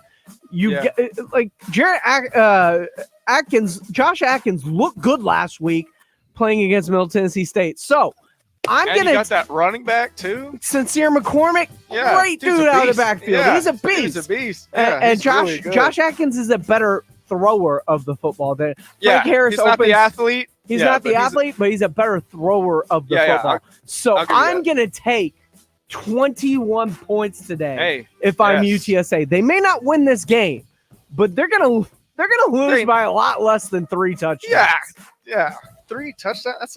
That's Jeff Traylor's got this team not only playing but believing that they can hang with anyone. I'm gonna go ahead and take that game. That's the big part right there, is believing. Anything else you like on the schedule this week? I think we've summed up all the main ones that I like. I thoroughly believe that Dallas can beat the Browns by more than 4.5. I like Cleveland. I'm going to go against you there. Take the points, man. Take the points. Then. Take the points. We will see. I'm taking the Cowboys at over 4.5. My prime picks over the last 4 years say that you should Hey, should at least I haven't give been in these heed. prime picks. You should so at least give heed I haven't been to what part I'm of saying. these prime picks. So One more thing before we go on prime on spread it out.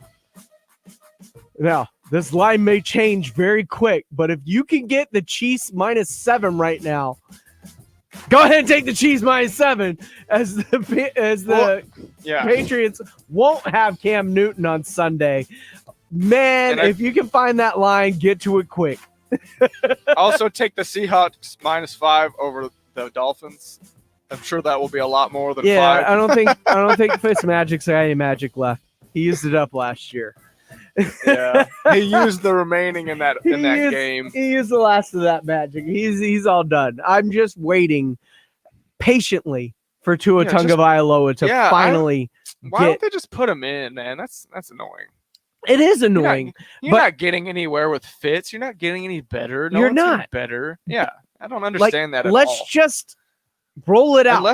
Unless there's some sort of setback or something that we don't know about, like the dude should be out there making mistakes and learning. Okay. It's just We talked about this earlier, and we might as well get into it now since we got a couple of minutes before we're joined by our fantasy god, Michael Jimenez, who will join us here on the Saturday Morning Hangover here momentarily. But we were talking pre-show about, and at the beginning of the show, about Josh Allen, or excuse me, Sam Darnold. And the Jets being so bad that they could possibly vie for the number 1 overall pick this year. And should they pull the plug on Sam Darnold and go with a generational possible talent like a Trevor Lawrence, or should they just get Sam Darnold? Have you seen enough to where that you should, give Sam Darnold another chance? You still got next year. You still got the 5th-year option. Play it out. Give him an offensive coordinator to work with and see if there's anything there. Me personally, I say pull the plug. Let's go with Trevor Lawrence. But let's extrapolate this. There are a lot of bad football teams in the NFL right now. Yeah, they are. That are near the bottom of divisions. Let's take a look at some of these teams. Would you rather have said quarterback or pull the plug and move on and go get what a lot of people are calling the best prospect at the quarterback position to come out since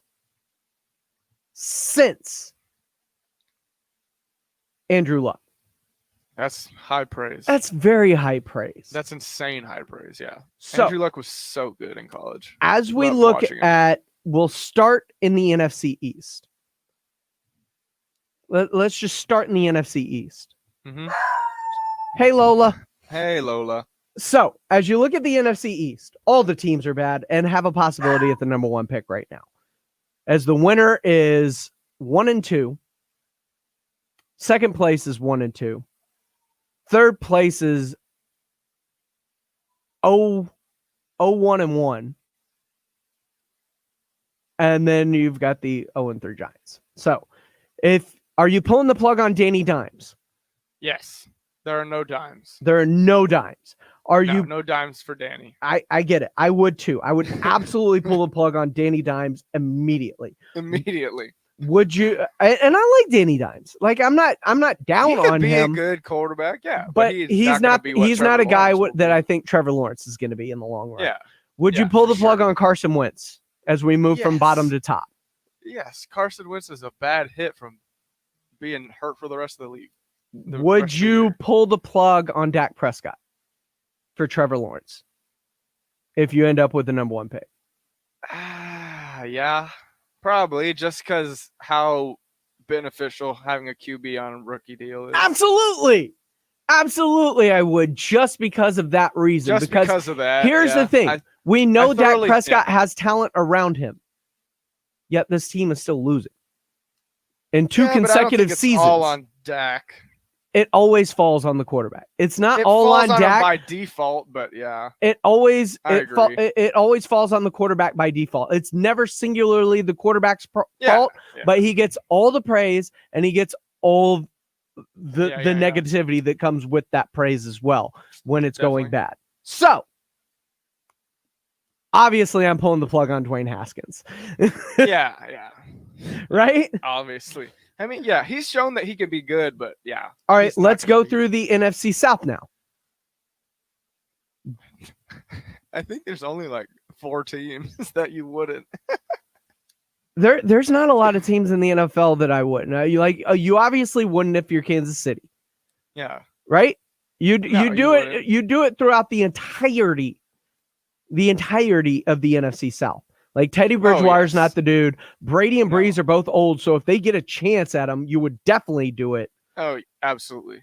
Absolutely. Like you're not messing around with it. And Matt Ryan, if I can get out from under that contract and build under Trevor Lawrence with a rookie deal, I'm doing that as well. Especially Imagine with the Trevor kid that went to Lawrence and Trevor Calvin Ridley. Sheesh. and Julio Jones and Russell Gage and Todd Gurley. And Hayden Hurst. There's a lot there that you could like if you're Atlanta. Yeah, definitely. Except for that defense. In the AFC, would you pull the plug on Justin Herbert already? Probably not. I don't know. That's tough because Tua Tagovailoa. No. Like we understand that Mahomes is somebody you wouldn't pull the plug on already. You wouldn't do it on Watson, and that's only because you just signed him to a massive contract, so you probably couldn't. Yeah. But everybody else is pretty much in the AFC up for debate for the most part, except Lamar Jackson probably. Yeah, you wouldn't. Yeah, you would not do Lamar. Tua could be that type of generational talent. We just haven't seen it yet. Herbert could be The good fact that he enough hasn't beaten out Fitzpatrick though concerns me. Well, but that could stem back to the injury. The hip injury? There could be something there still, but you would hope that. I mean, I don't know if you really would hope that that's it. I wouldn't. Kind of a loss either way. Either he's not good enough to beat out Fitzmagic, either he's not good enough, or he's still not right, which gives more concerns about the hip that you had in the first place. Honestly, that's not a good situation to be in. It's not great. Either way you slice it, and that's why we do it. When we take a break, we're going to come back. Cam Newton is out. If you are one of the poor saps who has Cam Newton, Ryan Tannehill, and or Ben Roethlisberger all on your roster together, I feel sorry for you. We're going to ask one of the fantasy gods, Michael Jimenez, joining us next. Find out what you should do at the quarterback position if you are that royally screwed. That's coming up next here on the Saturday Morning Hangover. 1250 ESPN San Antonio, 94.5 FM, and on the go at ESPNSA.com. The Dallas Cowboys are right here on ESPN San Antonio and 102.7 Jack FM all season long. At the 10. And Prescott with a quarterback option. Running to the right. Spin. Head over heels. Into the end zone. Touchdown, Prescott. Brought to you by AA Best Bail Bonds, Alamo Water Softeners, Ewald Kubota, The Roo Pub, and The Angry Elephant. Your home for everything Cowboys. ESPN San Antonio and 102.7 Jack FM. Cleanings, checkups, and cavities? Have Dr. Chang's dental practice at capacity. Patient in room 1 is getting a root canal. The x-rays in room 2 are going to have to wait. We're down to 1 hygienist. It's time to hire. I need Indeed. Indeed you do. The moment you sponsor a job on Indeed, you get a short list of quality candidates from our resume database. Indeed delivers 2.5 times more hires than the other branded job sites combined, according to Breezy HR 2019. Visit Indeed.com/credit and get a $75 credit for your first job post. Terms and conditions apply. Liberty Mutual Insurance Company presents and Doug. Okay, class, let's bump it up to 9. Come on, Limu, keep pedaling. We got to build our endurance to let more people know that Liberty Mutual customizes your car insurance, so you only pay for what you need. Pick up the pace, bird legs. Hey, don't talk to Limu like that. I'm talking to you. Liberty, liberty, liberty, liberty. Get a customized quote at libertymutual.com. I'm pretty sure our new house might be haunted. What makes you say that? The furniture is levitating. Oh, and the ghost. Welcome home. Yeah, that's spooky. You know what's really scary? Missing out on Geico for help with homeowners and renters insurance. Geico makes it easy to save a bunch. Great. You're not sticking around, right? The party's just getting started.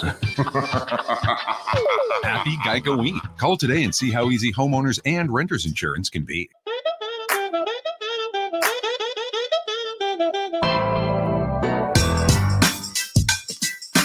Welcome back into the Saturday Morning Hangover right here on 1250 ESPN San Antonio, 94.5 FM, and on the go at ESPNSA.com. We are joined by a fantasy god. That's right. You can catch him tomorrow morning from 11 to noon as they get you ready for the NFL fantasy weekend. He is the fantasy god. He is also our reigning Rock the Mic champion. He is Michael Jimenez joining us here on the Saturday Morning Hangover. Good morning, Michael. And What's up? You just blew my mind. I did just blow your mind, but I also I introduced you as our reigning Rock the Mic champ.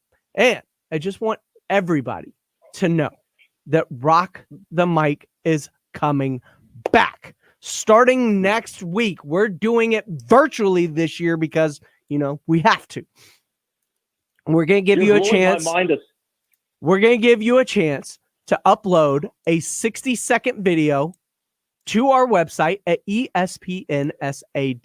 When you do, you will be entered in with the opportunity to possibly win not only a chance to do what Brandon Medina's done, what Michael Jimenez here has done, what RJ Ochoa has done, Thomas Mott, Caroline Tig, all of our winners. And even if you don't win, there are chances for you if you are good enough. We will afford them to you. Rock the Mic.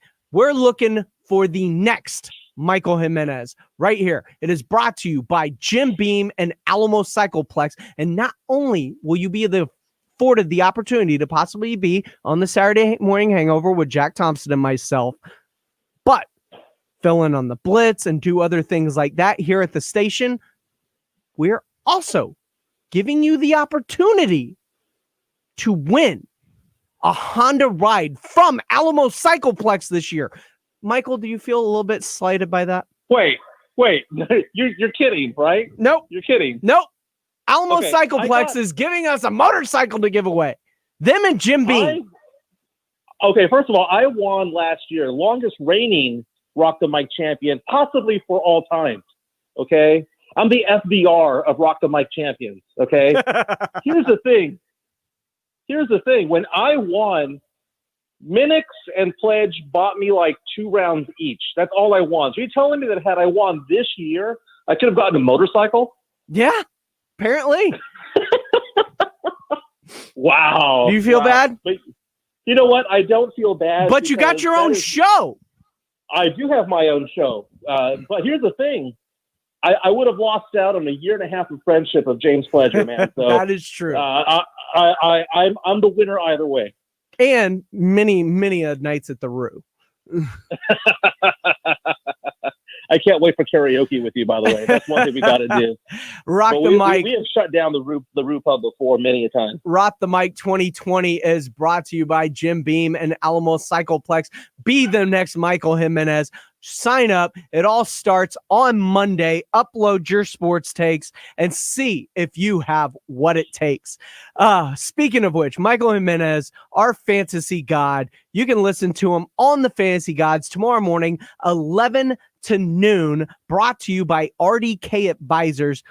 Michael, we had some breaking news that I blew your mind with even before all this, and I'm sorry that I blew your mind with the Alamo Honda ride from Alamo Cycleplex. Yeah.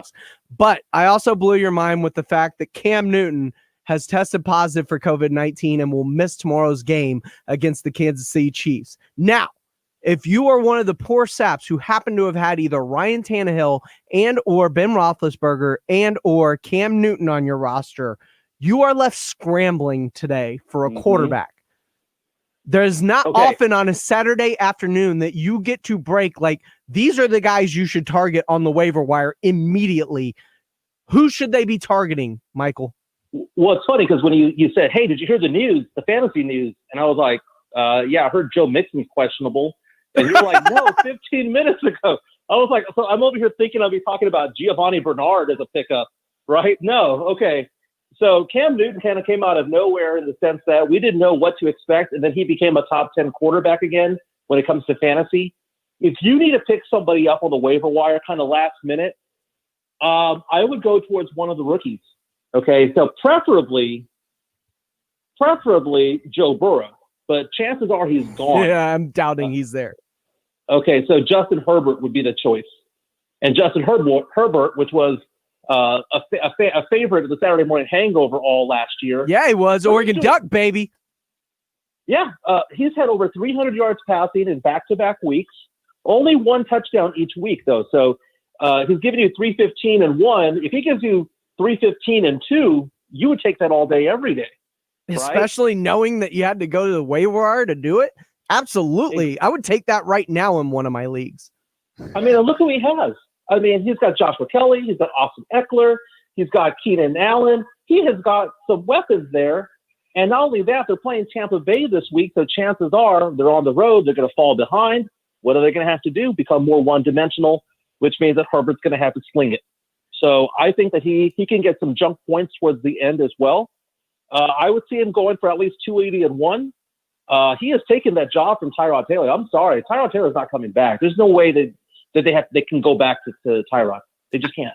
Absolutely. The future is now, especially for the Los Angeles Chargers. Go ahead and pull the ripcord. Let Tyrod Taylor be that mentor, be that clipboard holder. You drafted Herbert at number 6 overall for a reason. Go ahead and ride that thing out. Now, if you have any questions for our fantasy god, let us know, as Chris Hero did on our YouTube page. He has commented in, who should I start at RB2, Adrian Peterson or Antonio Gibson, dealing with a Raheem Mostert injury?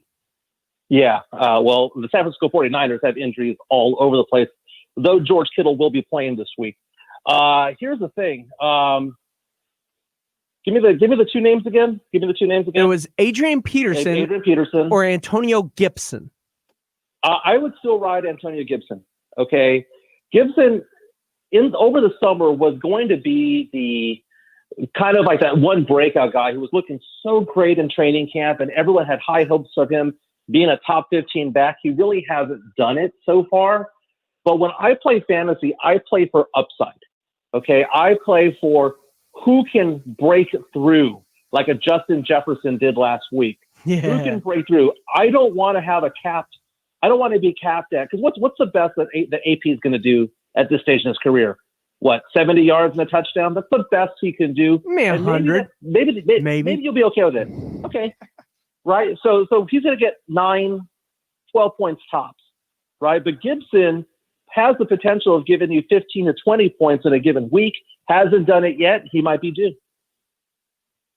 Yeah, and you got the ability in the passing game with him too, especially if it's a PPR league. Right. Exactly.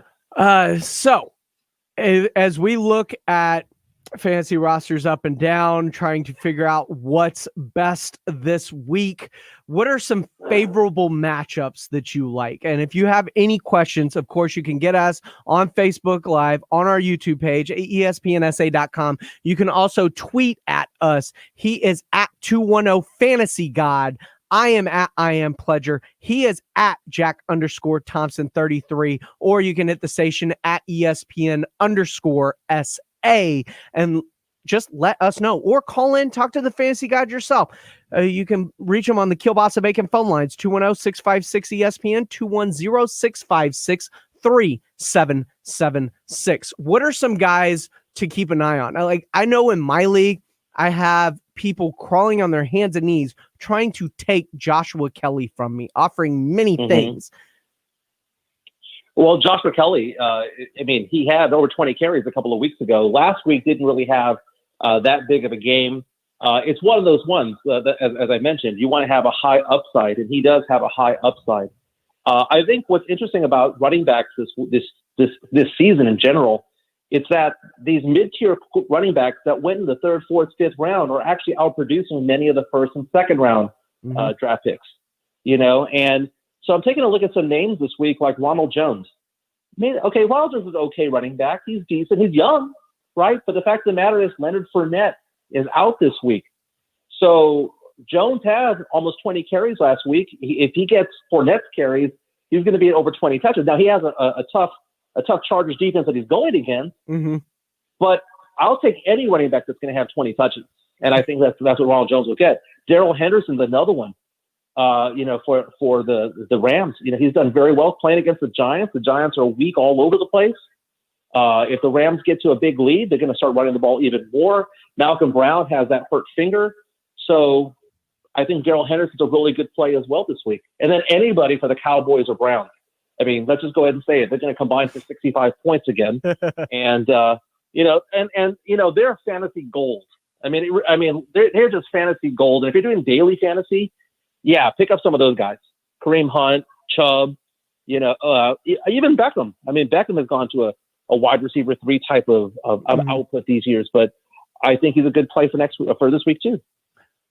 The Jekyll and Hyde nature of Will Fuller. Over 100 the first week, 0 week 2, 70 and a score last week. What are you expecting out of him this week against Minnesota? Well, I mean, because he's either RW1 or he's nowhere to be found. Okay, I don't want him to be Sammy Watkins 2.0. That is fantasy Sammy Watkins right there. That's a great comp. That. Fuller, you have to play him because, especially if you get bonus points for long touchdowns, because he really stretches out the field. It's very difficult for him this year because last year he could roam, or he could go deep and have DeAndre Hopkins there, having the eyes of the DBs. But Fuller is the focal point, and I'm not really impressed with the Texans' running game. So because of that, more eyes are on him. He has better defenders on him. It's going to be more difficult for him to have these breakout games. If you have a better play, a more consistent play that has good upside potential, then play that person. But I mean, I would have a hard time. Now, Fuller playing against Minnesota, I mean, that might be a track meet in itself. Mm-hmm. If I had him as a wide receiver 3, I'd be comfortable with it. But if he was my wide receiver 1 or 2, chances are you're going to be making trades this week. He is Michael Jimenez. He is the fantasy god, brought to you by RDK Advisors. You can catch it every Sunday morning from 11 to noon right here on ESPN San Antonio. Taking a look at wide receivers. Of course, we saw last week with Justin Jefferson go off. Who are some of the young guys that you have to have in your lineup right now? Okay, so it's not so much have to have. Justin Jefferson is one. Any of the rookies. Okay, so I mean, Jerry Jeudy already played this week and had a good game. But CeeDee Lamb, Jerry Jeudy, Chenault, a lot of these young players are really doing well, and they didn't have a preseason, so now they're more comfortable. They're out there. They're performing well. I typically shy away from rookies, but you need to have these guys in there, and you need to get away from certain names. I mentioned Odell Beckham, right? He's a big name. If given the choice between an Odell Beckham and a Tyler Boyd, you take Tyler Boyd. He's the better fantasy receiver right now. So when you're playing and you're setting your lineup, don't worry about the names, just what the output is. So names like Tyler Boyd are people that I really, really like. If you are desperate for a receiver this week, I would say Marquez Valdez-Scantling from Green Bay because Alan Lazard got hurt this past weekend. He's going to be out for a couple of weeks. So a lot of this is injury-based. Andy Isabella from the Arizona Cardinals looked very good last Sunday. Only had a few catches. I mean, one of them was a touchdown. But you look at all the injuries DeAndre Hopkins is not playing this week. You have Christian Kirk who's hurt. And there's a lot of injuries. I mean, think about it. This week, Michael Thomas is out. Jimmy G, Raheem Mostert's out. Tyrod Taylor. Chris Godwin's out again. So really, you need to either pick up their backups and then also insure yourself by picking up the backup of your player. If you have Zeke, get Pollard. If you have Dalvin Cook, get Madison. Back up your stud with your own backup. He is Michael Jimenez. Mike, one last thing before we go, if you can make it quick. How ready do people have to be to quickly adjust their fantasy lineups this Sunday, especially after Cam Newton tests positive today and will not play on Sunday? You talk about practices, the incubation period, what happens if a couple of more Patriots start to test. Are they going to cancel that game the same way they did Steelers Titans? Like you have to be on ready alert going into Sunday today this week, don't you? Most definitely. And I would say for the rest of the season as well. This is an important week for fantasy because, week 4, you now know what your team looks like, and you need to have a good assessment of your team. Are you winning because you're a good team or a lucky team? Are you losing because you're an unlucky team? You need to figure this thing out because after week 4, you set the trades, you start building your team for the future. Here's the thing. You have to be on Twitter. You have to look at last-minute adjustments. Follow our show. We've done very well. Brandon and I went back, watched the last few episodes, and we're like, man, we're like 85 to 90% accuracy on everything that we're talking about. So our show's from 11 to 12, and we'll give you the up-to-date on everything. You can follow him on Twitter at 210 Fantasy Guide. Michael Jimenez, our reigning Rock the Mic champ. Thank you so much. I want my motorcycle. We'll talk. We'll talk down the line. He is Michael Jimenez. For Jack Thompson, I'm James Pledger. When we come back, we're going to put a bow on this show and get you ready for the weekend here on the Saturday Morning Hangover. Don't set your fantasy lineups without consulting the Fantasy Gods. Brought to you by RDK Advisors. Brandon Medina and Michael Jimenez help get your fantasy football lineup set so you can win big. Sleepers, steals, diamonds in the rough, injury replacements, they have you covered. The Fantasy Gods. Every Sunday morning from 11 to noon. Brought to you by RDK Advisors on 1250 ESPN San Antonio and 94.5 FM. O'Reilly. It's Superstart Battery Month at O'Reilly Auto Parts. That means you can get up to a $25 gift card after mail-in rebate with the purchase of your Superstart battery. Return power, performance, and reliability to your car, truck, motorcycle, and more with Superstart batteries. Only at O'Reilly Auto Parts. O'Reilly Auto Parts.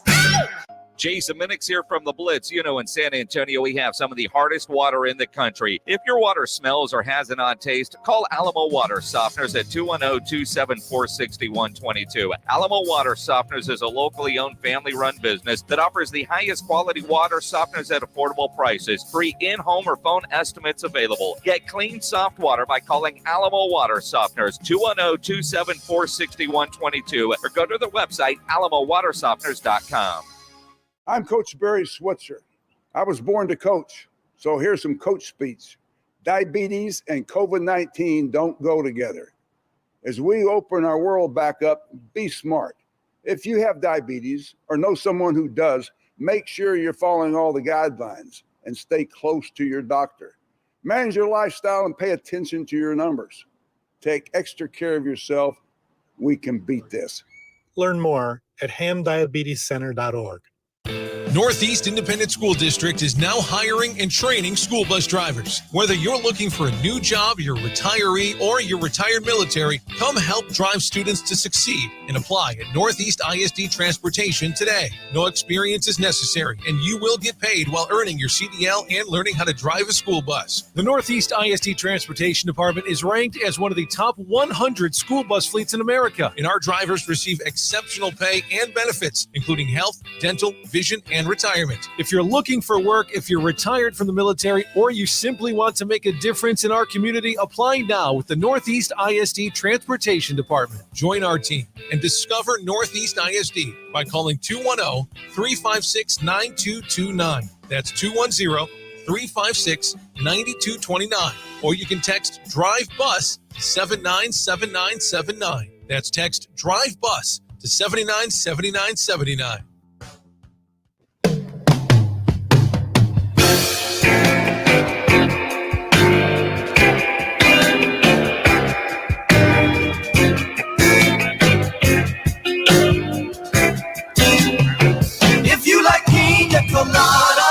We hope you love pina coladas.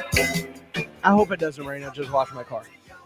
Although the monarch butterfly massacre is going on my hood. So unfortunate. I just wake up every day to mass murder butterflies. Final thoughts as we get ready to head into the sports weekend. Final thoughts. What are Very you excited most for a Cowboys excited about? win. A Cowboys win. All right, so your whole weekend's gonna be ruined. Are you gonna? You got a birthday this weekend. Are you going to? My brother's birthday. But yeah, I'm not. You're not going? I'm not going. Nah, I'm not sitting in the car for 6 hours for that kid. Come on. Missing the Cowboys game at noon? Yeah, come on. Because I know they're leaving Sunday. Yeah, they're gonna. Yeah, he'll be fine. He'll get over it. Big Brother of the Year award right there, Jack Thompson. So how ruined is your weekend going to be then if the Cowboys lose? Yeah, pretty ruined, pretty ruined. But, how much afternoon day drinking is it gonna take? Well, I mean, the drinking could very well start at early today with the Aggie game. By the way, spread on that one's 18. So it could go all the way into the Cowboy game after that, depending on how it goes. So this could just be a miserable weekend for you. It could, it could. If they both just get blown out and play terrible, I will be surly. Well, look at it this way: you get the Giants next week. Yeah, that's good. But A&M gets Florida, so it's there will be a week when we both have good matchups, and that weekend will be a good weekend. I'll be in a good mood. Well, here's the thing: unless we see something out of Kellen Mond, we knew what this season was going to be for the Aggies, right? Yeah. It all rests on his shoulders, and right now his shoulders are very puny.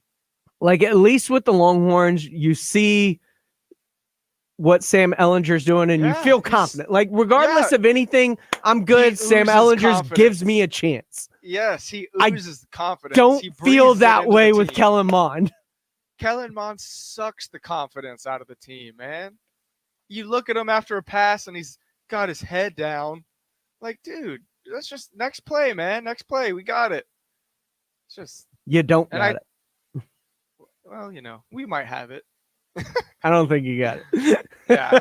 If you want to hear that game, of course, the Aggies over on our sister station 550 KTSA and FM 107.1 with Andrew Monaco on the call. You can catch that game starting at 1:30 with the pregame 2:00 kick right here on ESPN San Antonio. Before I do that, though, I also want to remind you that Texas A&M football is brought to you by Airtron Heating and AC, Ewald Kubota, Just Pots, the Roo Pub, and the Angry Elephant. Right here on ESPN San Antonio, we got the Texas Tech Red Bears as they take on the Kansas State Wildcats up there in the Little Apple of Manhattan, Kansas. All you got to do is stay locked in right here on ESPN San Antonio. Kickoff is set for 2:30 on Saturday afternoon. It all starts today at 1:30 with the pregame, though. And next week, just a little bit of accounting. The big score is back. 18 chances a day to win $1,000. Just listen in every hour from 6 in the morning till midnight. You hear the keyword, enter that keyword at espnsa.com under the win tab. It's just that simple. Another reason it pays to listen to ESPN San Antonio all day, every day. And all next week, we're also giving you tickets to Zubu. That's right. The San Antonio Zoo's ushering in the Halloween season with Zubu and drive-through Zubu. All you got to do is listen to the Blitz from 4 to 7 to win tickets, and also send us your takes. Rock the Mic is back. If you want to be on the Saturday Morning Hangover with Jack Thompson and myself, if you want to be on the Blitz with Jason Minix and Rob Thompson, if you want a chance to break into radio the way Thomas Mott has, who has now got a show over in Atlanta, the way Carolina Teague has, the way RJ Ochoa has, the way Michael Jimenez has, the way Brandon Medina has, who didn't even win, by the way. All you got to do, rock the mic. Send your 60-second or less sports take to upload the video at espnsa.com. We'll narrow it down to the top 12, and then the finals will be held on November the 19th, where we'll pick the top 3 plus a Jim Beam wild card for this year. That's right.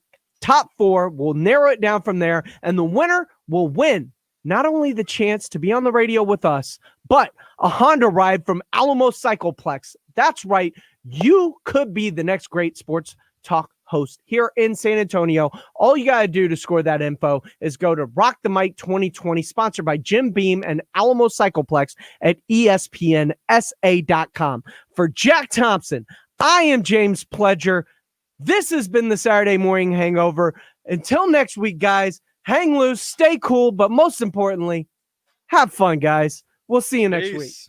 If you're a bacon lover, I've got great news for you. This is Michael Kielbasa with Kielbasa Smoked Meats. Our authentic dry-cured bacon is now available at grocery stores near you. We make it the old-fashioned way with the finest pork bellies in our legendary spice blend. We don't pump it full of water or chemicals like other brands. All you get is thick, savory slices of delicious bacon. I hope you'll give it a try, and if it's not the best bacon you've ever eaten, I'll give you your money back. Kielbasa Smoked Meats, slow crafted in Hi, Texas. this is Greg Norman. You're listening to 1949. San Antonio Sports Leader, 1250. Test is going online for 2020. Starting October 5th, visit bark.tjhlaw.com and enter a photo of your pet